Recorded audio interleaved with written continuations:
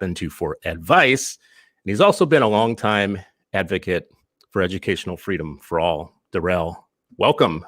Dude, thank you so much for having me. That sounded like a eulogy, but I should also say that I'm a great friend and admirer of you and the work you do, and families and the case for educational freedom are better off because of you. So thanks for having me. Well, I appreciate it, man. You've been around. You've been doing this for a long time. So you've seen it from many angles, and you haven't just seen it. You've lived it. I mean, you're a person who in your own background benefited from educational options that went outside of just what you had in your local schools. So you can speak on the benefits.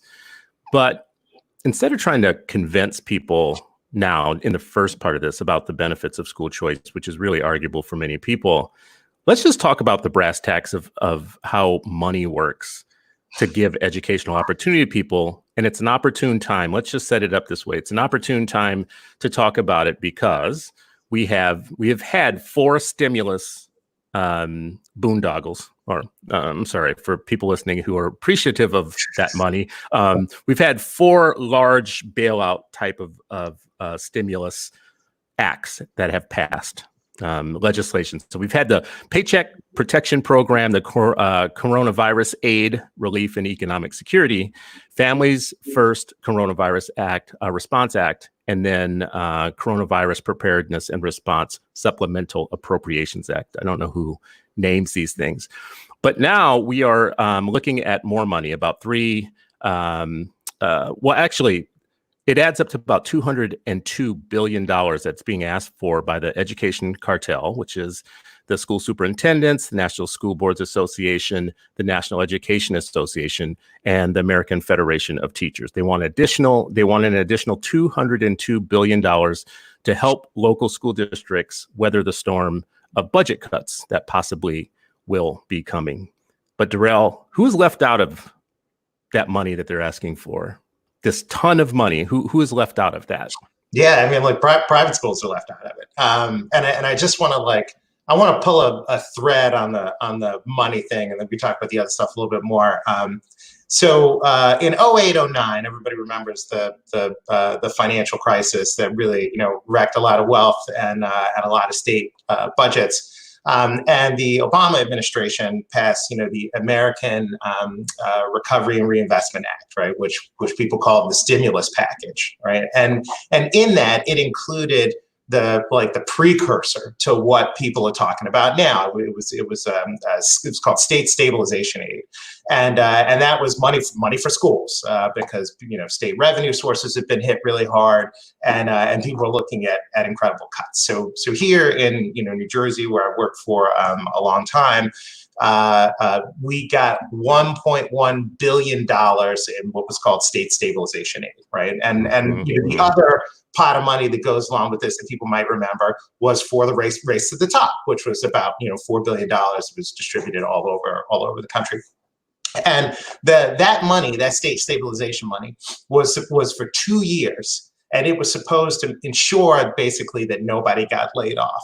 And at the time, our governor, the governor of New Jersey, John Corzine, he just took all the money in one shot and paid off everything. So you can think of this a lot like when states got, the settlements from cigarette companies, which were supposed to be multi-year payouts, but instead they were just like, we're taking all the money at once, and then and so all of the increases got baked in. So everybody still got a raise. Every locality still stayed on course to spend whatever it was going to spend the next year, and then the money wasn't there again. And so one of the fights we were having at the time, this is just good context again, was that the 1.1 billion in the minds of most of the folks you mentioned should have been baked into base revenue after that. So this means that when you set the budget next year, the 1.1 billion we got from the federal government should be included, right, forever, which would have just raised state spending on schools by $1 billion, like $1 billion that we didn't have at the time. And this turned into a big fight, with this Christie's first term over whether or not he was cutting school budgets by $1 billion because he wasn't, filling the hole that the federal government wasn't going to fill again. So I only give you that long story to say that like we're about to live through that again, right now. So the federal government has shut down everything. It's shut down local economies, as everybody knows, and states are looking at like serious shortfalls in revenue because their economies have stopped. So it's important to understand that these things are different, right? That like that was a mess. This is a forced arresting of the economy from the federal government, right? It's just like it's very different. And so school districts are like we are predicting, to your point, that $200 billion hole in the future, and you need to make us whole for it. There's very little talk about if these cuts have to happen, like what school districts would do to be, more efficient about it. Like no one is saying, hey, we'd like to keep everybody employed. Like let's all take a freeze. In New Jersey, for instance, there was an executive order that said if you're a teacher and you're doing extracurriculars, and school closes down, you can't coach baseball, we're still going to pay you. Like that kind of stuff, which seems very out of step with lots of people who just can't go to work right now, period. So, right? And everything you're saying right now too is on the money about the way these things work. But are you or are you not? Let's just back up and talk about principles. Are you or not in favor of the relief happening for all the school districts right now? Yeah, this is a good question. So I think the argument is compelling, right? Like when the state shuts down your ability to raise money, the state, and in this case the federal government, is implicated in helping you fix that. I think that's a good argument. That's a good argument. So what you're saying is, if you compelled us to shut everything down, like from the top of the state level, which means you have to pay for some of the fallout from that. That's right. Okay. And in some respects, like you look at the acts you've mentioned already. The federal government has acknowledged that, right? So the protection, the triple P, all these other things, like there is some culpability there. And right now the fight is over. Well, if we do something else in the future, and I think they will do something else in the future because it's an election year and everybody likes money. The question is for what and for whom. And the public education cartel has basically said, it's like, what is the Irish Liberation Army or whatever? It's us and us alone. That's the play that they are making right now. How are you going to work the Irish into this, man? Haven't the Irish suffered enough? What are you doing, Derrell? Irish, man. Yeah. For my people, I get. But this is really troubling. It's really scary to me in particular for a few reasons, right? So diversity is an American strength, depending on who some people disagree with that, but I certainly believe it's true.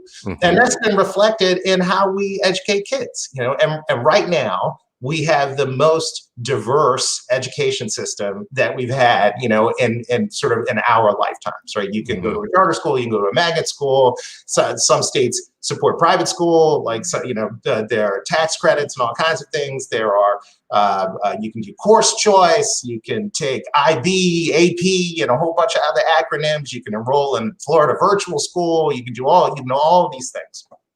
And in that respect, like how schooling is in America is its own economy. It's like the schooling economy. And it looks just like the regular business economy does. So if when the CARES Act was getting passed, somebody said, here's what I'm going to do. We're going to bail out JP Morgan, but no small local bank, right? Or we're going to bail out big chains, but no small local restaurant. The world would have ended. And if you only give stimulus money to traditional district schools, it's like saying, I'm going to give it to the big banks and not to anybody else. So I'm going to give it to the big restaurants and not anybody else. And no one would stand for that. And so what would happen if a lot of these folks got their way is that we would have one sweeping public monopoly and the richest private schools in America, and that would be it. And I think that's bad for everybody. I think it's bad for the diversity of American education. I think it's certainly awful for low-income families who are choosing charter or who are scrimping and saving to go to a neighborhood private school. It's bad for the businesses that serve all of those schools. It's awful in every way. Now, if what you want to do is consolidate your power, it's a great thing to do. Give us $300 billion and don't give it to anybody else. If you with care, no strings, by the way, with no strings, no grades, no tests, no accountability, no teacher evaluations, no audits of their equity in financing, funding, curriculum, no pedagogical interventions, no suggestions about how you might do better as a school. Nothing. Just give us the money, shut up, sit down, and we got it from here. Right. Yeah, well, let me stick it to you on one more, right? Even just on the money. So in 08, 09, we had a chance to do some things that would have fundamentally altered the way we spend on schools, right? You could have said, instead of having 600 school districts in a place, we're going to go to larger districts that bring more people in, right? So it just smooths out how you raise the revenue. So, I chair the board of this organization called EdBuild. This is one of the things that we talk about, right? So it's like Camden and Cherry Hill. They're right next to one another. Even though Camden is very high spending, it has very low property wealth, right? So it's kind of big. And then Cherry Hill is very high spending, but has a lot of property wealth. So if the economy tanks, both places will tank. Cherry Hill will tank less and will recover faster, right? But if you share their revenue, right, in a larger way, you don't rely on any one place, and you don't get these huge swings in that way, right? That's something we could have done in 08, 09. There's no mandate to do anything like that with potential stimulus money. It's just like, yeah, we'll take it. We'll super fund the old broken thing that has given us all of this inequity, all of this property inequity, all of this segregation, all these other things that everybody talks about. And I'm like, you can't have more without doing something. Are you moved at all by the idea that that's public money? It should go for public institutions only? No, I'm not moved by it at all, because interestingly, so there's a lot of things that coronavirus does. Here's one thing it doesn't do: discriminate against people based on where they went to school, right? So that's a great point. That's a really great point. I'm just saying, right? To college, if you go to Queen of Angels or if you go to PS 101, that thing is going to come after you, right? When the government appropriates money to stimulate the economy or do any of these things, it doesn't ask people where they went to school when it digs up the money. Right?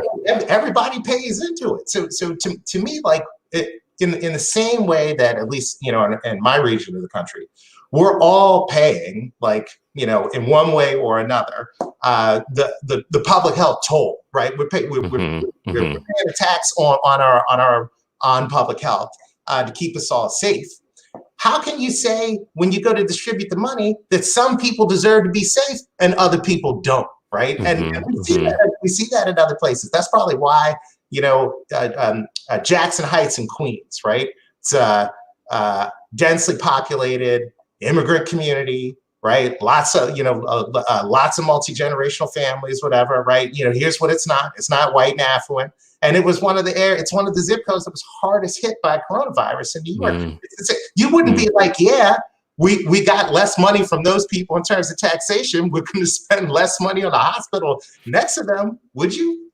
Well, I mean, you've made this point too, and I think you're making it right now, that whether you go to private school or not, you're paying into the fund. And if you're going to private school and people are constantly telling you that the tax dollars can't go for your family or for your kids, imagine if imagine if a large group of people just suddenly said, you may have had me before, but I don't want to invest anymore because you guys are just like discriminatory against our kids.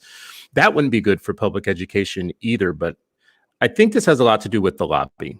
So when we talked about the education cartel, which I say flippantly, again, let me just say that's the National School Boards Association, the National Education Association, the American Federation of Teachers, and the superintendents. So these are all people who have a literal vested interest in the system remaining within the control of their workers. Yep.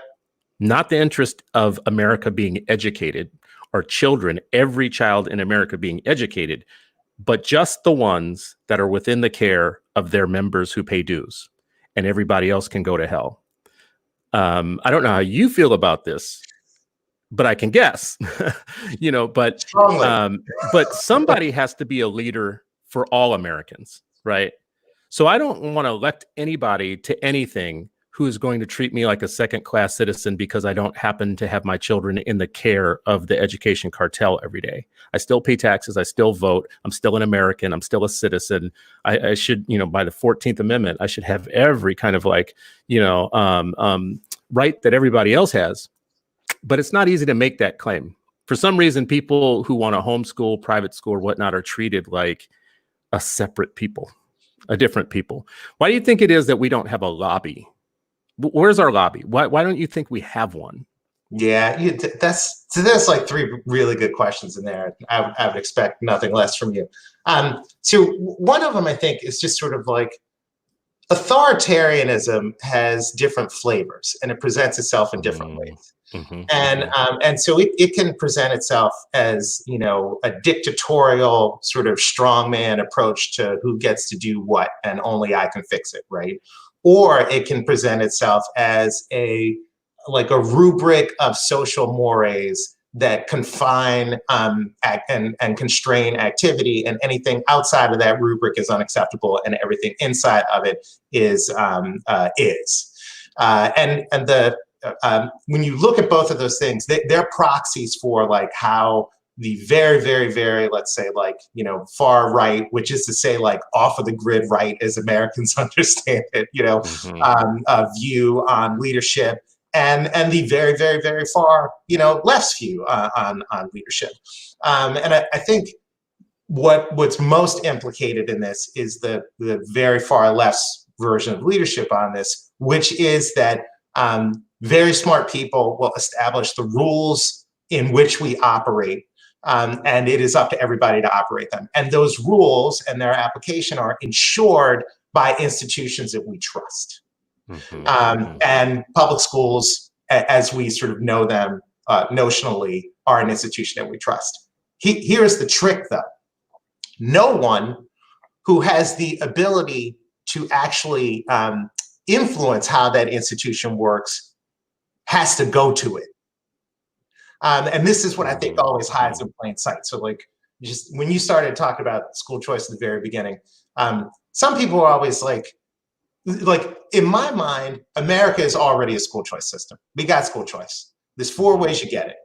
You're lucky, like me, which we'll talk about later, right? You're rich, so you buy the house you want, but you pay private school tuition, you do whatever you want. And again, like when I say you buy the house you want, this is the way most people have school choice in America, right? You pack in your school and your house and you go to where you want, right?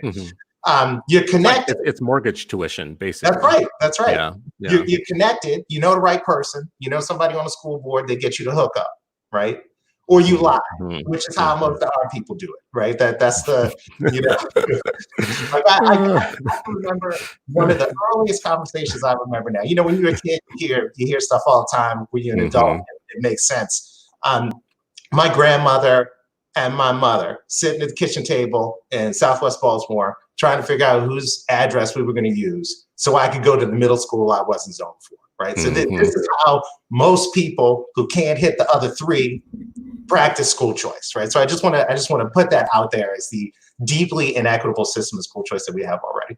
I will say too, just on that point, Derrell, that's the only form of school choice that you can be arrested and put in jail for. That's right.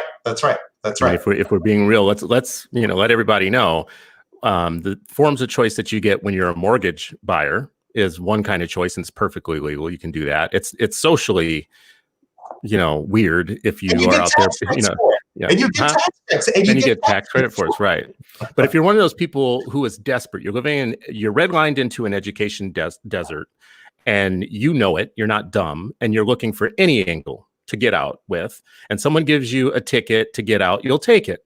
If they don't give you a ticket, you might find other ways, like you're talking about, to use somebody's address, which literally can put you in jail. There are school districts, especially the ones that want to protect the mortgage buyers. That's right. Who have hired, whole school districts have hired private investigators, a full-time budget expenditure to have private investigators investigate people, follow them home, and make sure that they live where they are, which, Corey DeAngelis was here yesterday, completely breaks down the theory that him and I talk about it being a public good. Yeah, It can't be a public good if you're trying to keep me out of it, right? If somebody stopped me at the library door and said, you can't come in this library because you're not zoned for it, you're not in the right neighborhood, we would freak out.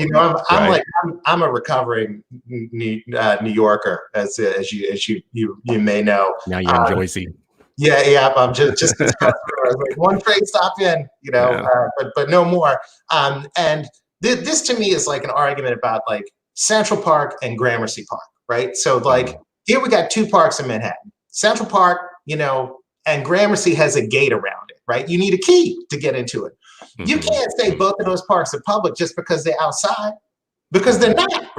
Like I can go to Central Park whenever I want to. If I need a key to get into Gramercy, then it's not a public park. And this is the same thing to me. Your argument about, not an argument, I mean like your story, because we have that in Jersey too, about the off-duty cops following kids home. It's horrible, but it's only amplified by the fact that you can go to a public school in another district if you pay tuition. Right? God, you know what? I'm glad you make that point. No one knows that, Derrell. Like literally, no one knows that. Like in Chicago, for instance, when they bust you from bringing your kids in from the suburbs and using a wrong address, you have the option to pay the tuition and keep your kid in one of their Tony public schools in Chicago. Yeah. Guess who can't pay the tuition? Guess who, if you were to stop them and say, you got to pay us $30,000 if you want your kid to stay in this public school, who can't afford to pay that, right? Yeah. And can I just so you made I want to make 2 points. I want to go back to the point you made at the beginning. One is that look, here's what we need. We need educated people, right? Who can be prosperous and free, who can help us maintain a democracy, and who can pay taxes. And if I'm interested in those things, like nobody. Like I said earlier, I don't get like a sales tax, exemption or an income tax exemption because I was lucky enough to go to a private high school, and I've been to all kinds of schools. The tax man is like, hey, I'm just happy you're doing what you're doing. And I think that's important to consider. The other thing what you said too about the schools cartel is that we wouldn't have any of this conversation at all. Like you'd be able to go to whatever school you wanted if they were all unionized, right? If everybody paid dues to the AFT and the NEA, we would have none of this discussion. And that's unfortunate, right? Especially given public school teachers are among the highest choosers of private schools themselves, so I don't know. I gotta say that point again. Again, you're spitting out a bunch of things that people don't know that are like part of the public education. We need to educate the public. When you give people the option between private schools and public schools, teachers choose private schools at a higher rate than the general public, right? Yeah. And I've always likened that to, you go to the restaurant and you ask them, so what's good on the menu? What do you recommend? And the waitress says, I don't know. I don't eat none of this crap. Yeah, you're like, I don't eat here. You're like, but you work here. You're serving me. Yeah, I don't eat this stuff though. So okay, this all sounds good, Derrell, but there's some problems that people have with school choice programs. Right? I'm aware of this. Yeah, so let's just roll through some of them, because everybody who comes through here to talk about school choice, I'm gonna kind of have to ask you some of these things. Public schools must take all comers. Private schools get to discriminate against people based upon disabilities, possibly race, definitely economics, and some other things like family composition. Right? If you have a mom and a dad, you can get into this school. If you have a mom and a mom, or a dad and a dad, you can't get into this school. How do we defend that? I mean, what do you have to say about that? Yeah, so a few things, and it's a good and important discussion to have, right? And I think there's two ways to have it. But the first thing I just want to point out, and I think it's really important, is that public schools do discriminate widely. They discriminate based on income, because like if you got to live someplace to go to one, it's a proxy for income. In many cases, they discriminate based on ability, gifted and talented, magnets, testing, all of these things discriminate, based on ability. Mm-hmm. And the last thing I would just say is that the ostensible availability of a service does not mean anyone gets it well. And so you can think about IDEA and IEP issues. When I was working in New Jersey, one of our streams of work was to support low-income parents in beefs with school districts because their IEPs weren't being fulfilled. Having the contract in no way means that the service is going to be delivered, right? So I think a lot of the people in their mind have a mental model of what open to all means. And public schools are actually not arranged around that model, Yeah, so I'm going to agree with you.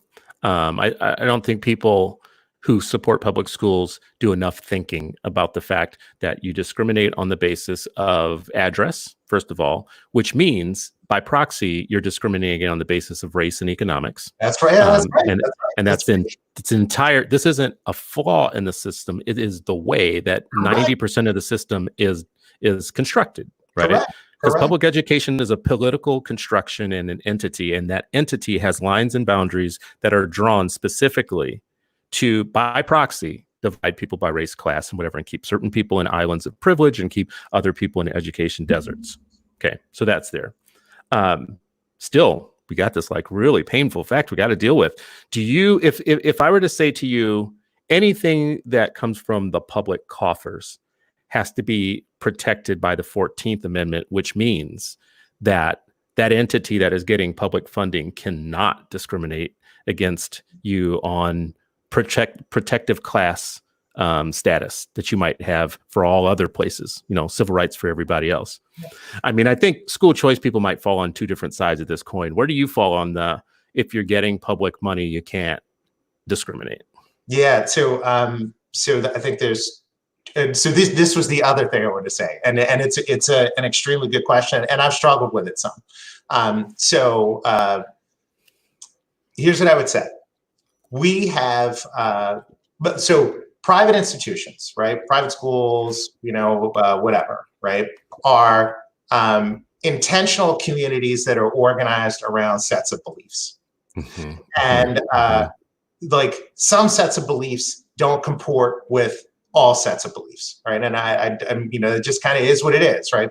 And here's a great example of that. So I can't remember what the name of it is. I wrote about it, but there is a school for LGBTQ kids that is a private school in Atlanta. There's another school in Georgia that is part of its tax credit scholarship program that has focus on kids who are the children of refugees, right? Those schools discriminate, and they discriminate on purpose to build intentional communities that they feel like they can serve best, right? This is really strong. Keep this as a point forever, because as you're talking, it's something is emerging in my head that I hadn't thought about. There is discrimination in some ways. This is going to sound really provocative to people listening to this, but in some ways, discrimination is neutral. Right?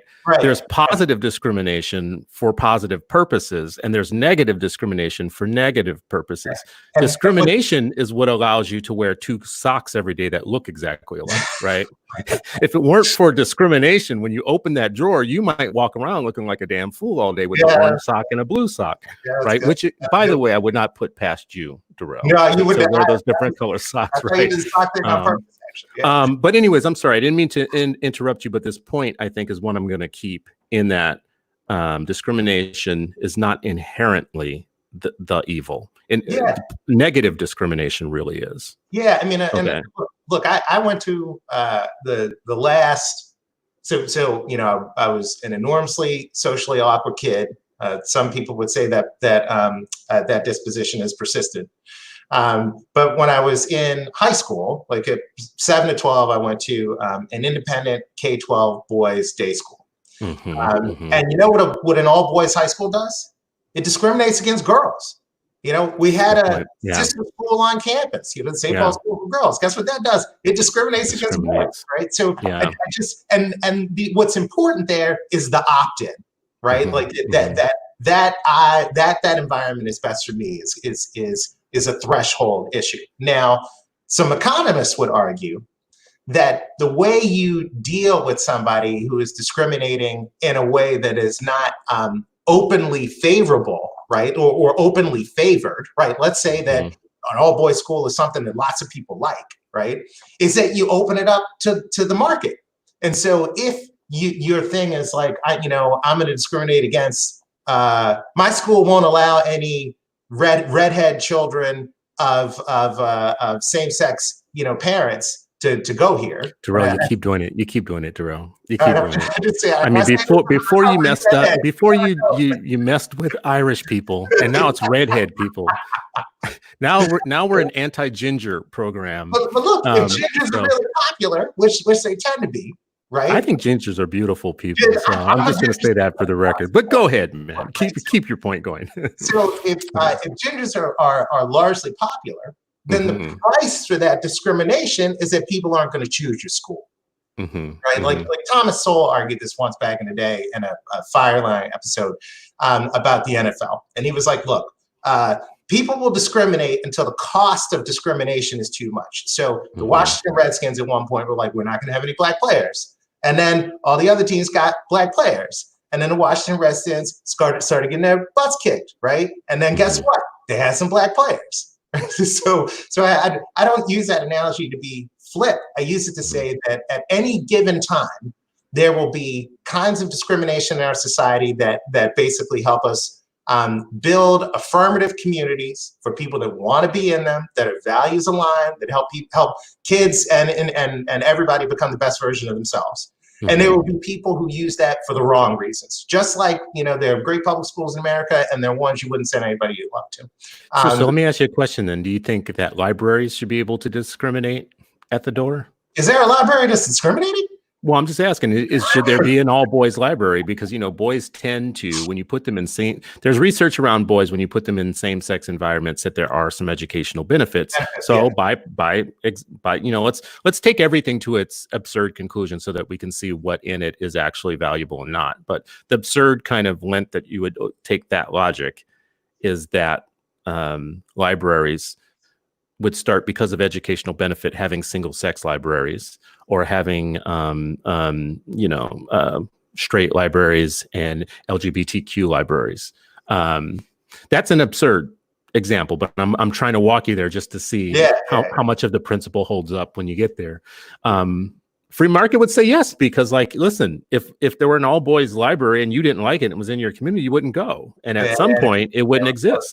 Yeah. It's interesting. I think libraries have actually gotten this right, in that you go to them and there's a section for young adults, there's a section for boys, right? There's a section for if you're in a dystopia, there's a section for that, and it's all under a big roof. But you know what's important in a library? Nobody tells you what to read, right?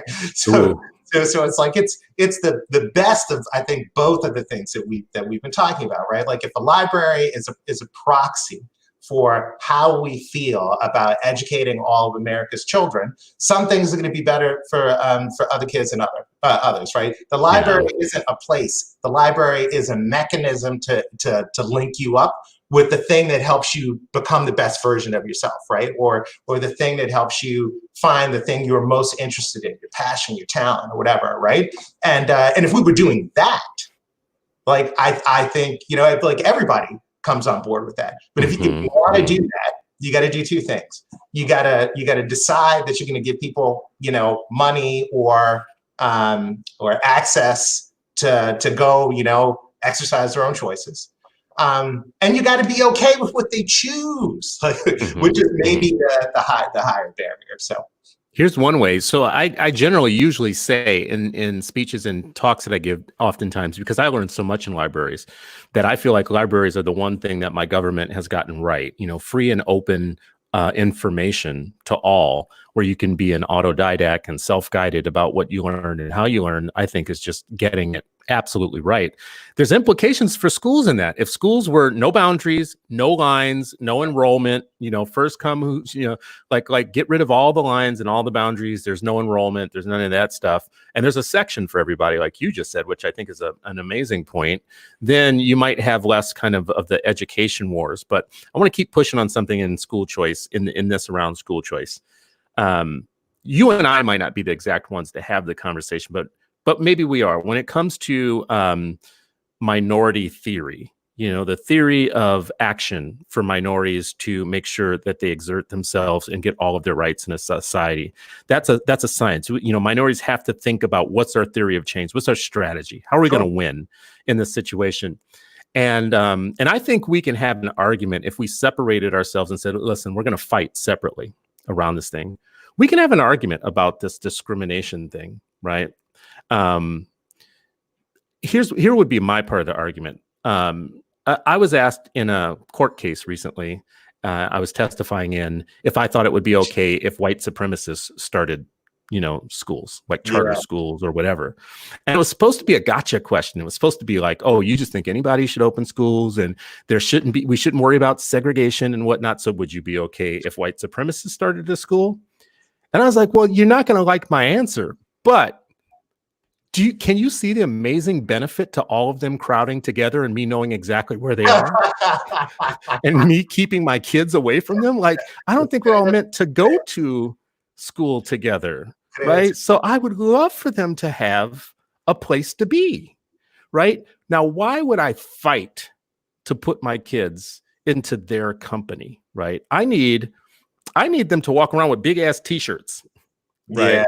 That basically say, this is what I'm about. So I can be like, cool, this is where I'm going to remove my kids. Do you think that's at all an argument that that would help some people in minority groups say, maybe it's not the end of the world that we're not all together in all the same places?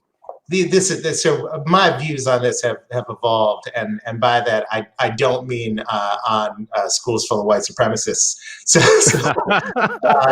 you don't support those, for the record. You don't support those. So on the one hand, I think it's really okay. So there's a legal sort of precedent that is here. That is that if you assume, right, if you buy the pretext that racism, for instance, is inextricably wound in the DNA of all American institutions and everything that it does. Why would you ever expect a child of color to get a fair shake in one of these institutions? Right? So it's just like so you got to ask yourself that. And so the legal question, I would say, and this is something I've kind of grown on, is that if you want a school that's going to affirm, like, between the two people we're here talking about this issue, the identity, place, and power and history of Black people in the world, let alone in America, right? You might want to have some space in there for somebody to start a school with a bunch of Black kids in it that's built around black kids, And so the legal sort of construct that would allow that school to come into existence also allows the other one to come into existence, right? And there's a tension there, whatever. So that's the first thing. And I'm for the school filled with Black kids, for Black kids who are trying to become the best version of themselves. That's about them and their learning and their history. The second thing I would say is that I don't think there is enough respect given to what it is like to be the integrator. So when you're the kid of color, right, smart or otherwise, right, and society decides to repurpose you to go accomplish some other goal that it itself has not been able to accomplish, right? When you show up there with the weight of all of your people and all of their history on your shoulders, right, at 10 years old, and you have no idea what the people around you, right, whether or not they want to be at the white supremacist place or whether or not they want to be good allies or whatever, you have no idea what that calculus is like. That too has a cost, right? It's got and that cost is ultimately paid by the kid. Now, there are lots of people who argue that maybe the cost is worth paying, right? Like maybe what happens to you later in life is worth it, but it is not. So talk more about that. What is the cost that you're alluding to? Yeah, I mean, so I used to write about this when I talked about President Obama a lot. So I think there's probably no president whose schooling experience has ever been more important than President Obama, right? Because he went to Catholic school in Indonesia. He went to the richest independent day school in Honolulu, the Punahou School, and he went to Columbia, he went to Harvard, and there are lots of things that happen when you do that. But as a kid of color, here's the number one thing that happens. Here comes dun dun dun. You learn how to make white people comfortable. You learn the. I don't think Obama ever learned that, though, bro. I don't. I think he made some white people comfortable. I don't think that he ever. That has Jay-Z on his playlist can talk about what a good schmear on a bagel is, right? Yeah. And you don't get that without becoming acclimated to like the physical tics, the humor. All the cultural norms of let's just call it like the ruling order, and that is something that is a benefit. But like without that, I mean, there are lots of extremely bright African American elected officials who never get to statewide office, let alone to the presidency.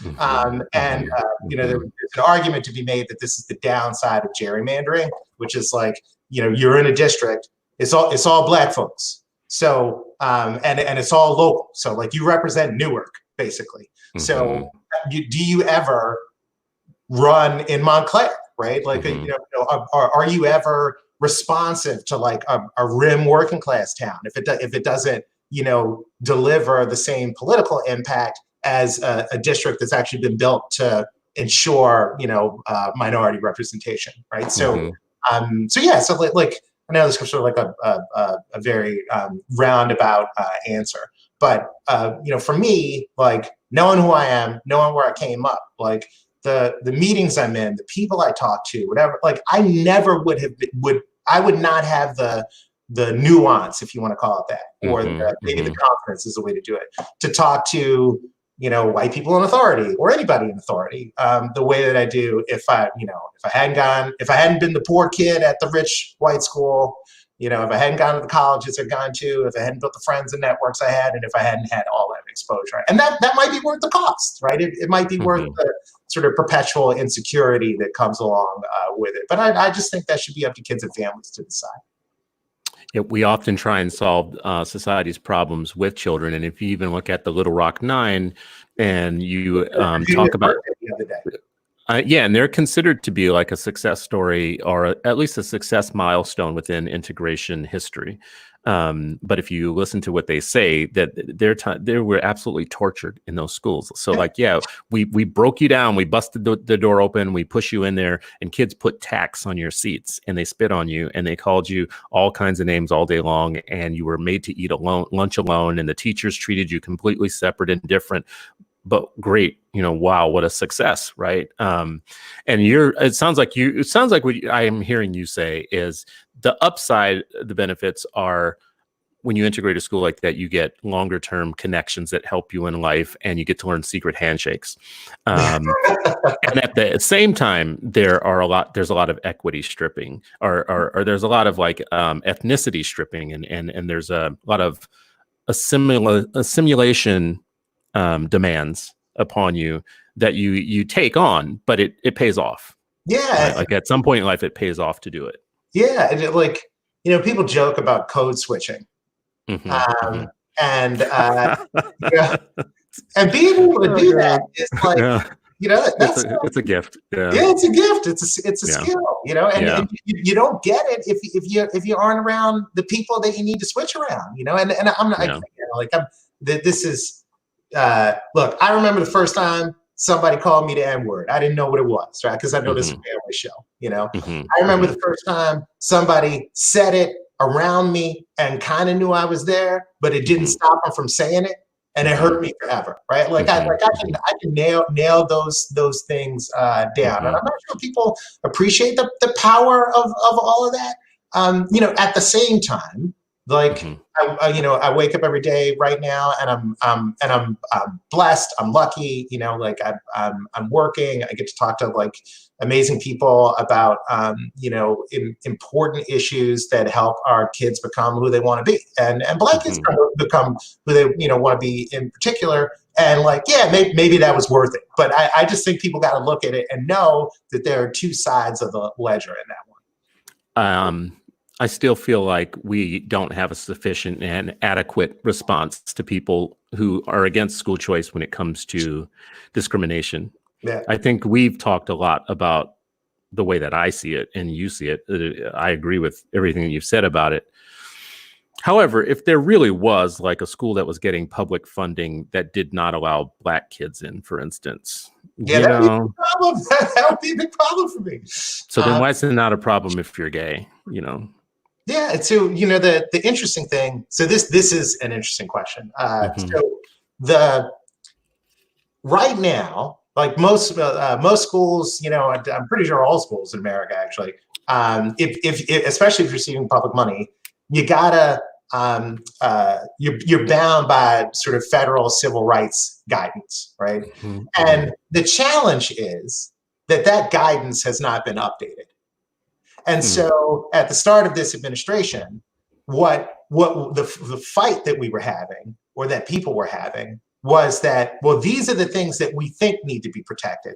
But those things, LGBTQ students or whoever, but those things were not in federal civil rights legislation, which Congress needs to amend, right, or can amend. And it's very interesting to me historically, because I can remember working on private school choice policy here in New Jersey, 10 years ago, something like that. And federal civil rights legislation was sufficient. What people were worried about were different things. They didn't want a kid counseled out for test scores, right? They wanted to make sure that everybody took a test. The guidelines were, they were concerned about health and safety standards.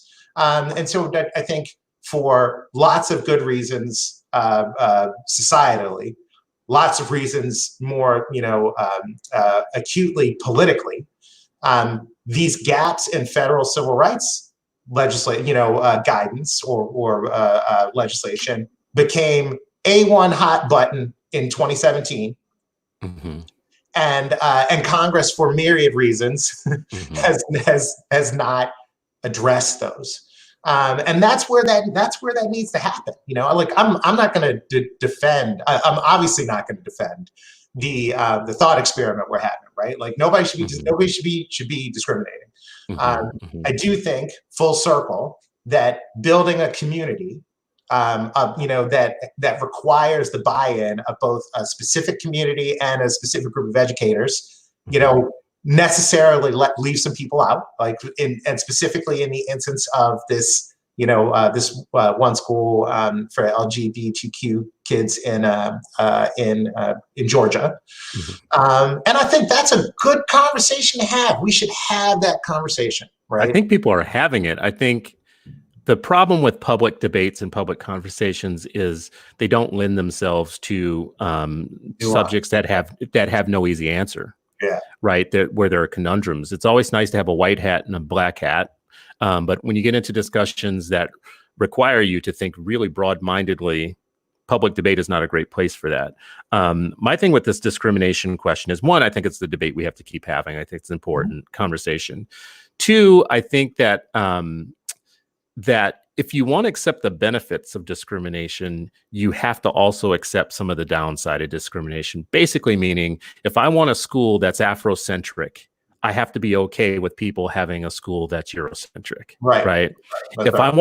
I want a school that helps gay kids have an affirming environment where they're not going to constantly be depressed and at risk of hurting themselves or harming themselves, then I have to be okay with another school that does not do that or honor and value that, because the positive discrimination is being able to create affirming environments for every type of kid. Yeah. But to do that, you have to discriminate against others to do that. Boys' schools, girls' schools, schools that help kids that are LGBT, Black schools, Afrocentric, whatever. Definitely Indian, Native American schools have a purpose, right? But if you're going to accept that, that's the positive benefit. You have to accept the other side of that, because that's part of the freedom equation that I don't think people are really comfortable with. You stole the magic word there. I was just going to say the problem with freedom is that it makes people free, and that you can't have it just on your terms. Yeah. So, I want to say this to some of my friends that will come after me for this also. They are okay with discrimination against Christians, right? Yeah. I'm just going to be, because we're going to be all the way real on this in this conversation. Everybody's got a part, has their thing. Everybody's got their something. No one should act like completely morally superior in this conversation, because to the same extent that you don't want us to discriminate against this group or that group or whatnot, it is perfectly okay to discriminate against Christians in the United States, especially when you're talking about public funds, public money, and public everything. So I'll take that one step further. I will put my 1% libertarian hat on here. You're 1%? Did you say 1% libertarian? Oh, we got to up your percentage, brother. We got to change your percentage. Oh, wow. The part of the challenge is that people don't get that what religion is actually an orthodoxy. And so it's an approach to the world. And so you don't have to be religious to have an orthodoxy, right? You don't have to be religious to have rules about how you think the world works. And if there's anything that our public institutions have, it's a set of rules about how the world is supposed to work. And what they actually have, right? So the idea that you go to your neighborhood school, and remember back in the day, you used to raise your hand, you pledge allegiance, whatever, right? Maybe the modern example of that is all the things you can't do at your neighborhood public school, whatever, that are too unseemly, politically or otherwise. Now, like that intellectual framework serves the same purpose as a religion. And so I just think that people got to be like frank about the fact that the government is like essentially enforces a religion. It enforces an orthodoxy. Its orthodoxy is anti-religion. Public religion. Yeah, public religion. Yeah, it's a secular religion. Yeah. That's right. And it functions that way. And it is way more powerful than like than Catholics or Christians or whatever, because everybody is in it, and it can conscript you into it when it needs to. So if we go full circle. If you don't have enough money, you don't know the right people, you're not lucky, you don't want to lie, you will go to school, and you will go to this school because we say so. And that is more powerful than trying to get you in there on Sunday because you can go any place you want to. I don't think everybody is going to be as ready to understand or accept the freedom equation as you and I are, or to exercise this question very much, because people do want there to be a public religion. They want it to be kind of like I don't know what it would be, like a tasteless, odorless, serve everybody, lowest common denominator, type of religion, but they're like cult members about it, right? It has no real tenets or no real moral basis, but they are religious about it. And it's neutral. Here's the last, and yes, people in private schools. Are you sure? Maybe iPad, I don't know. Whatever. Like, that was too funny to kill the thing I was going to say. So go ahead. One question that I wanted to ask for you about this private school, feels like a tax, going to private schools. And this kind of actually is about choice a little bit. Like, which private schools would you choose for your families? I actually really like school choice because I think it could set up new markets of culturally affirmed schools for people of color that feel like the mainline system is full of institutional racism. I don't necessarily love school choice because, I want my kid to integrate into white, environments or whatnot. I just think it's a great way to create a market for everybody to have what they need, But I am struck by the fact that there are so many black people who have gotten into white private schools, have gotten a great education and done really well in life, who then become anti-choice as they get older. And I can give you a small list of them. It's a really amazing list. Like, when you think about some of the people who come after us the most, they got a private school education, and now they're more public school than thou, right? And then they'll be arguing with people like us who have went to public schools that were not necessarily great, even while they were in these fantastic Tony private schools, but now they're more public school than thou, and they consider our motives suspicious. Like, what do you make of that? Because you have better insight on the psychology than I do of going through what they went through. But how do they come out the other end and want to shut the door to other people having the same thing that they got? That's a really good question, and it is one I think about all the time, primarily because look, if you, I don't want to start any conversation with contempt, right? So that's a good kind of Arthur Brooks thing. That doesn't mean I might not like you at the end of the conversation, but I want to start with the best, with the best intentions.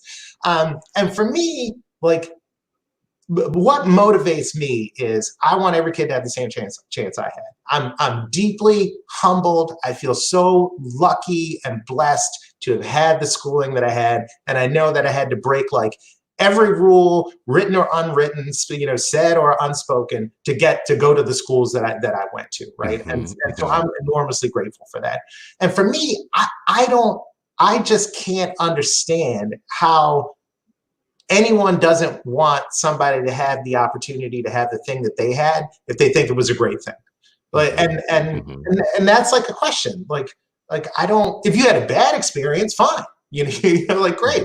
But if you're wildly successful and you're a product of your schooling, and then you're like, but nobody should get what I had. Like I'm not sure I can unwind that in any way that isn't deeply cynical and political, which is that like, somebody pays you to not let people, to oppose people having what you had. I think it might be deeper than that in a way, though. I honestly, and this is going to sound terrible, this is the thing I find from people who are pro-integration and people who got a private school education, but now are super public school. I think there comes a point where they are attempting to reclaim their blackness, and in later life, so they start to identify what they think is the most radical kind of I'm black situation that they can get into, and they start spouting off all this stuff.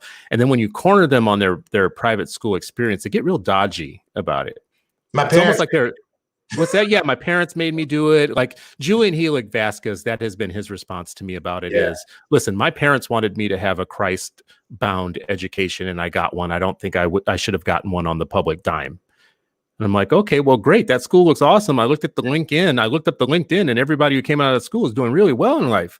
I mean, damn, you think you should have to have money to get into that school? Your parents, who are people of color, got you into that damn school. You did well. You're Dr.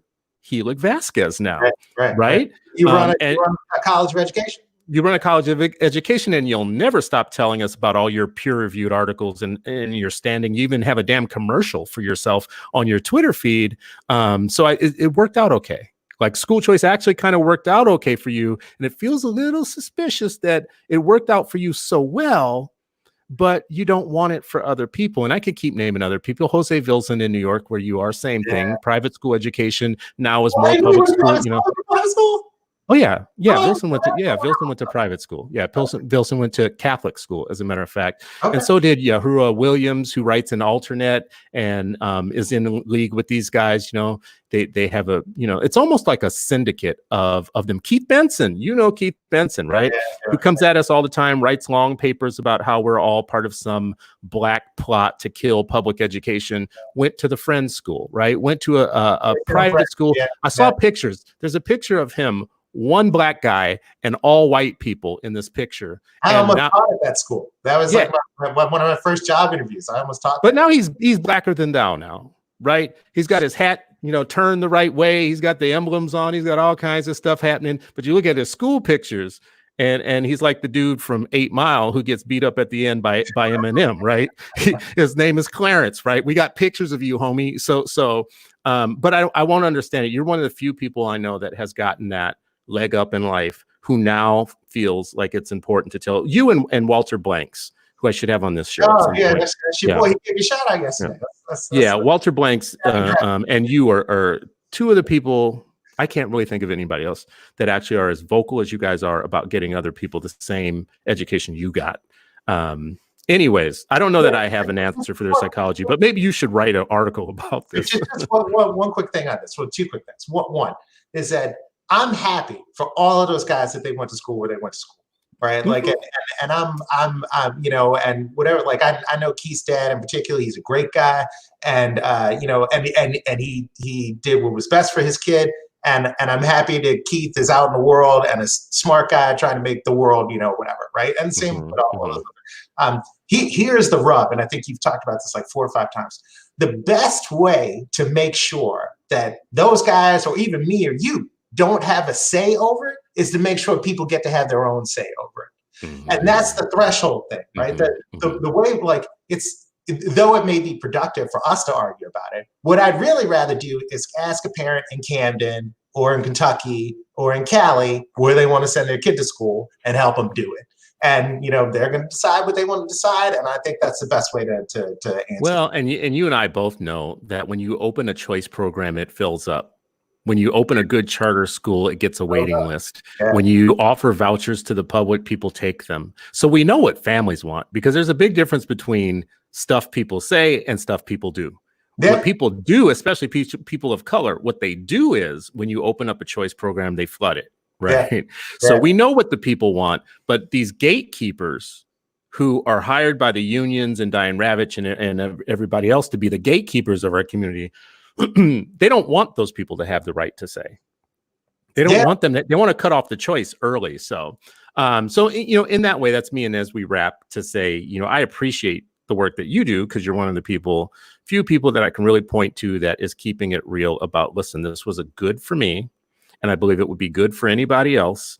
And I don't want to be the last one. I want this door to be open and wide. I want everybody to have this opportunity. And I think that's hella real. I don't know why you've done it all this time. I don't know why you put up with the abuse.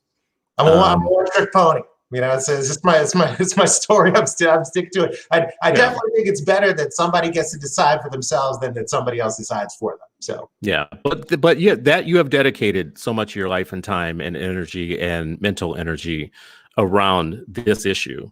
When you didn't have to. I mean, you could have went and worked at Accenture or some shit, right? Like, so, I mean, you could be writing for music magazines. You're very much a music head. So, but you're doing this, and actually, I really appreciate it, and I appreciate you for dedicating so much of your time and your life to it for everybody else. And the same to you. So, and especially through all the abuse. Well, I'm used to abuse, so it's kind of like what God made me to do, but I don't think you have to take it.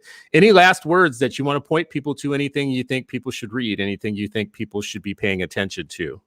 Yeah, I mean, Rachel Cohen wrote a great piece on Huffington Post the other day about. That's something I never really hear. Great, Rachel Cohen wrote a great piece. That's something I never really hear. But go ahead, keep going. I was happy to see it. All about Catholic school closures and the economy and what's going on. Like, I think this is a really important for everybody to focus on. And the other thing I would just say is just like the COVID crisis. It's real. And it's got a lot of downside. But there are a lot of kids who are going to engage with their learning in very different ways right now. And I think we need to figure out a way to help to respect that and help it flourish.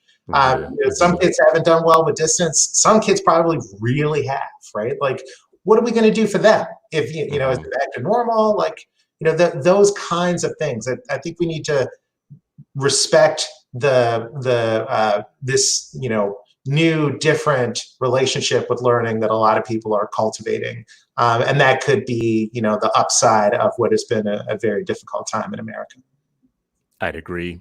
And we should keep watching as more and more parents, this is something I didn't say this, it was in my notes, that over 51% of parents are satisfied with the experience that they're having right now. And about the same percentage are not worried that their kids are falling behind, which I think is a astounding statistic that came out of a recent Gallup poll.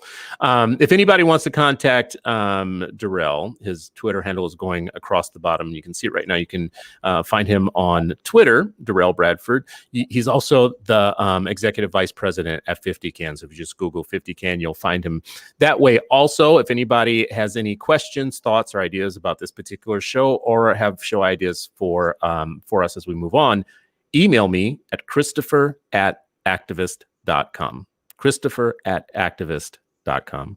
Thank you all for watching. Thank you for listening. We are both on Facebook Live and YouTube. So wherever you're watching, wherever you're listening, we appreciate you and we thank you. Derrell, thank you so much. Thank you. Thanks everybody tuning in. Appreciate it. Appreciate you.